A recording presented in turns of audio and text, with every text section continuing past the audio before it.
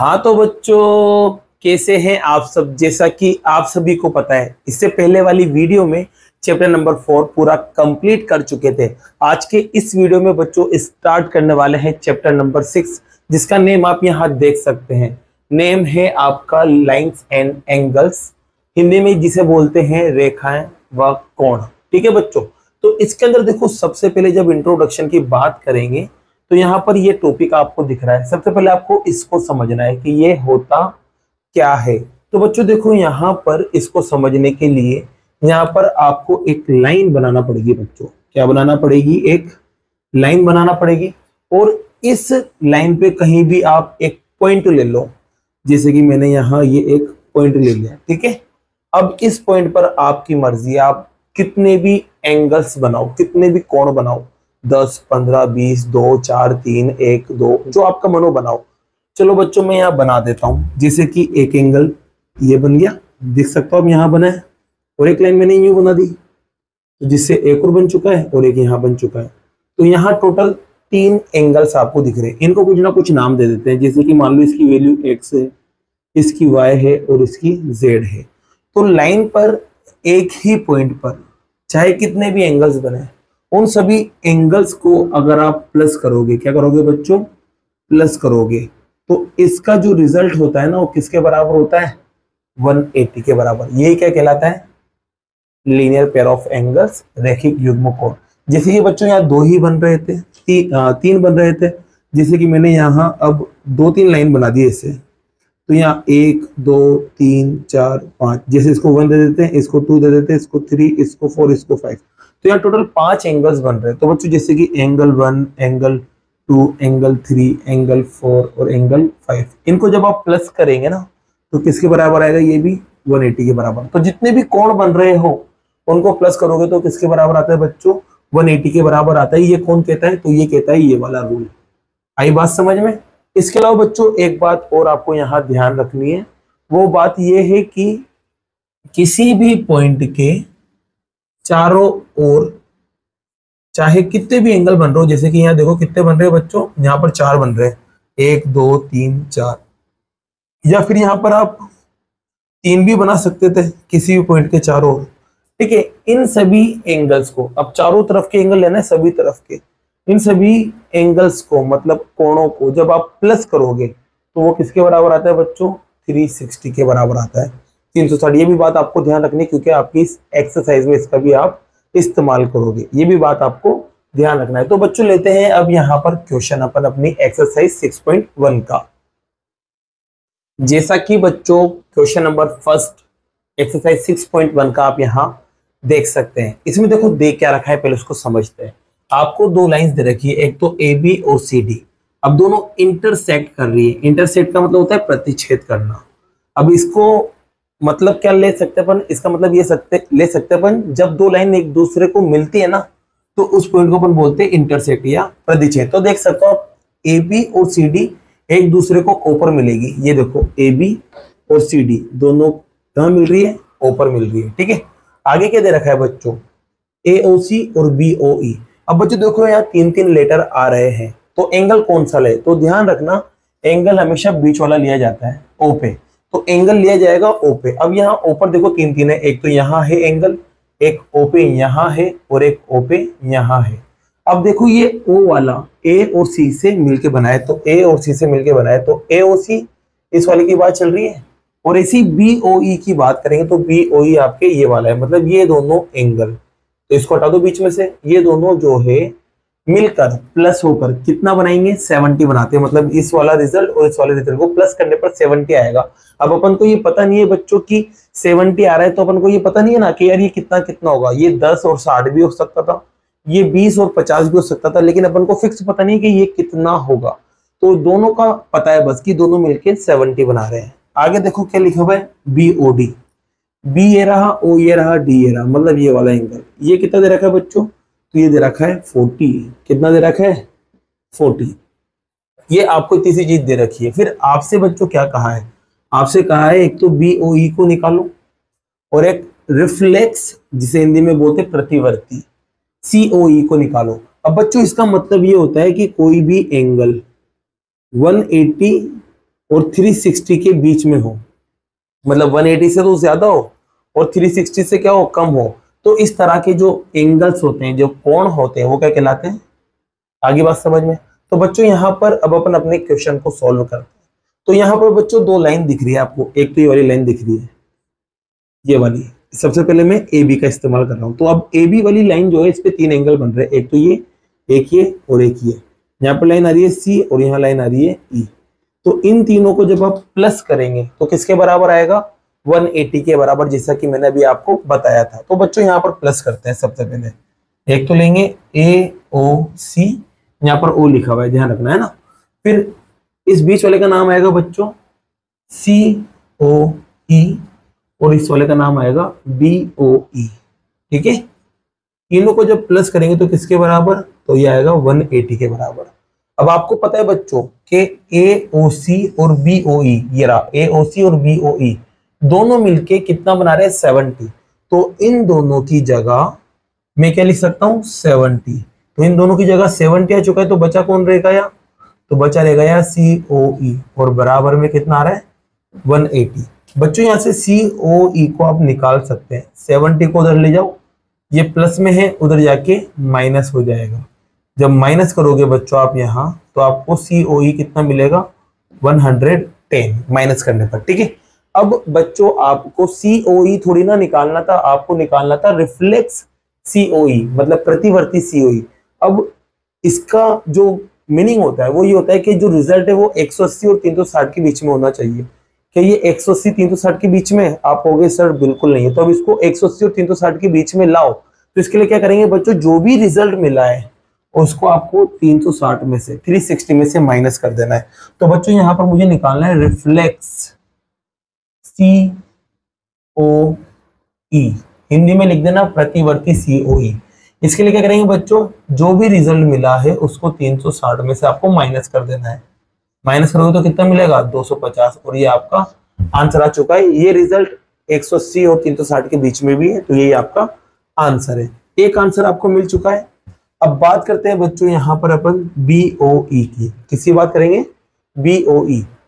अब B O ई का है, तो बी ये रहा, ओ ये रहा, ई ये रहा, देख सकते हैं। मतलब अब आपको ये भी निकालना है कि ये कितना होगा, तो ये वाली वैल्यू को निकालना पड़ेगा। तो बच्चों यहाँ पर एक लाइन का तो आपने इस्तेमाल कर लिया था ए बी का। अब दूसरी लाइन है अपने पास सी डी, इसका इस्तेमाल करते हैं। तो सी डी वाली लाइन आप देख सकते हैं, यहाँ पर सी डी वाली लाइन कुछ ऐसे बनी हुई है, और यहाँ पर एक पॉइंट आ रहा था जिसका नाम है ओ, और यहाँ से बच्चों दो लाइन जा रही थी, एक बी पर और एक ई पर, और यही आपको क्या करना है बच्चों, निकालना है। अब आपको पता चल चुका है बच्चों, जो COE था, नॉर्मल COE, वो कितना था, 110। मतलब ये वाला रिजल्ट 110 था। तो यहाँ पर लिख देंगे COE पे 110। ये नीचे वाला रिजल्ट भी आपको पता है कितना था, 40, और ये बीच वाला आपको निकालना है। तो बच्चों फिर से लाइन बन रही है ना, लाइन पर तीनों एंगल्स को प्लस करेंगे तो किसके बराबर आएगा, 180 के। तो फिर से आप लिख सकते हैं 110, फिर दूसरा एंगल है, इसका नाम लिख देंगे क्योंकि इसके बारे में आपको पता नहीं है, तो BOE। और यहाँ पर बात करते हैं बच्चों, ये कितना है, 40, जोड़ने पर किसके बराबर आएगा, 180 के। इसका रीजन क्या लिखोगे बच्चों, तो इसका रीजन आप लिखोगे linear pair of angles, Hindi में लिखना रैखिक युग्म कोण। अब यहाँ पर ये नंबर्स प्लस हो जाएंगे बच्चों, तो कितना बनेगा, 150। ये BOE एज इट इज, बराबर में क्या चल रहा था, 180। अब ये 150 उधर जाएगा तो क्या हो जाएगा बच्चों, माइनस हो जाएगा। चलो माइनस भी कर देते हैं। तो माइनस करने पर बच्चों क्या मिल रहा है, आप बता सकते हैं मुझे, क्या मिला, 30 मिला। तो आपको BOE भी मिल चुका है, और यही आपका क्या है, आंसर है, क्योंकि सिर्फ आपको BOE निकालना था। और क्वेश्चन फर्स्ट आपका बच्चों कंप्लीट होता है।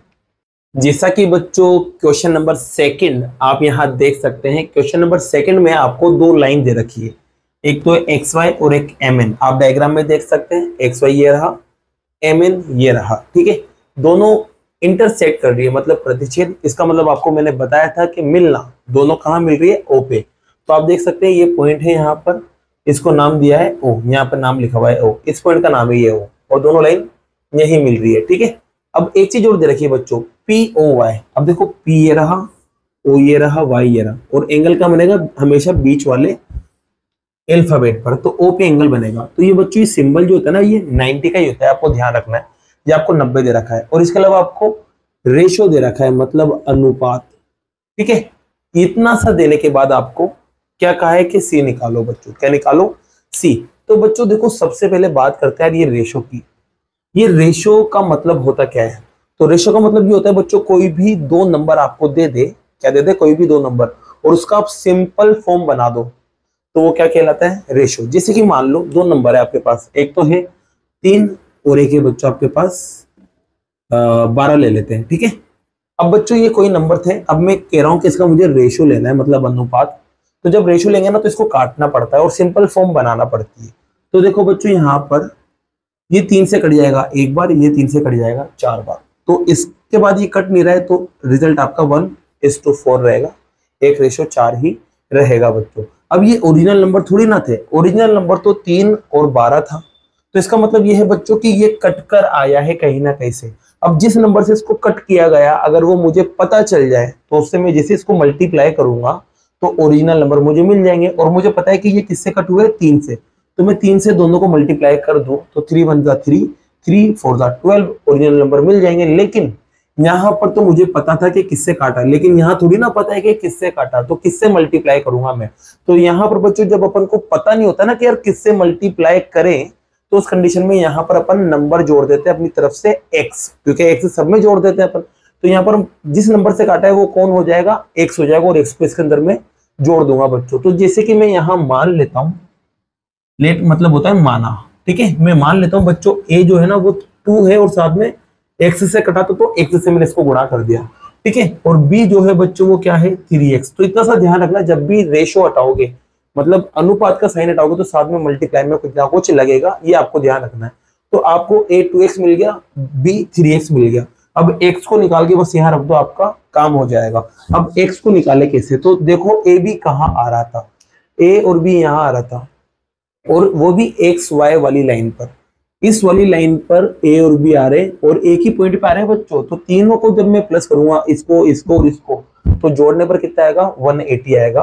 क्यों? क्योंकि लाइन पर बन रहे हैं। तो यहाँ पर अपन देख सकते हैं बच्चों, सबसे पहले बी है, फिर ए है, और इधर क्या है? तो इधर 90 है। जोड़ने पर किसके बराबर? 180।